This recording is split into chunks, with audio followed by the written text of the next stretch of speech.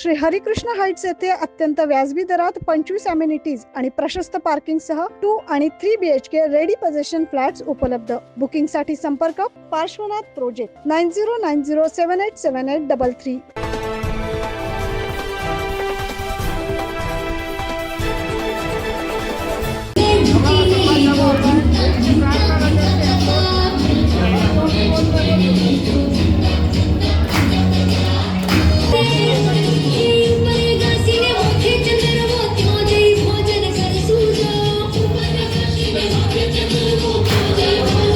सध्या शारदीय नवरात्र उत्सव सुरू आहे। या निमित्ताने राज्यभरात विविध शहरासह ग्रामीण भागात गरबा रास दांडिया खेळल्या जातात। नाशिकच्या तपोवन मधील श्री गुजर क्षत्रिय समाज मंडळाच्या वतीनं दरवर्षी नवरात्र उत्सव काळात गरबा रास दांड्यांचं आयोजन केलं जातं।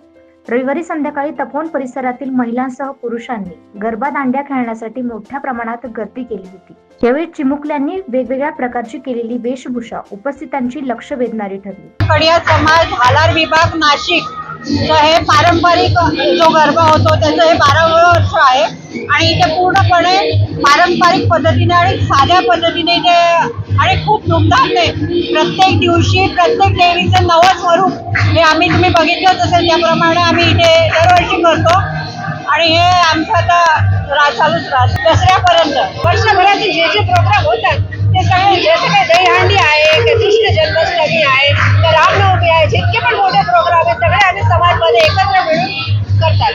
नासिक कड़िया समाज हमारा ये समाज का हर एक साल प्रोग्राम होता है 15 साल से और यहाँ पे सांस्कृतिक कार्यक्रम 10 दिन का होता है।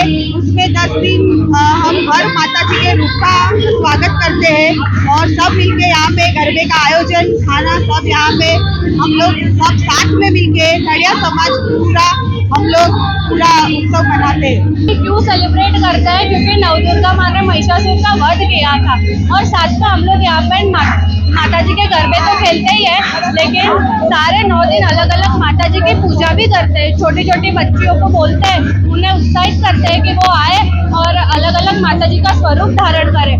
हम लोग सांस्कृतिक प्रोग्राम को सेलिब्रेट करते ही है, लेकिन साथ में देश के सारे प्रोग्राम जैसे कि 26 जनवरी, 15 अगस्त और वैसे बहुत सारे प्रोग्राम। अभी लास्ट में जब 22 जनवरी को अयोध्या में राम मंदिर की प्राण प्रतिष्ठा थी, तब हमने यहाँ पे भी राम मंदिर के प्रतिष्ठा के त्योहार पे यहाँ पे सेलिब्रेशन रखा था, जिसमें हमने एक छोटा सा नाटक भी परफॉर्म किया था। Thank you. Bureau report 9 news Maharashtra.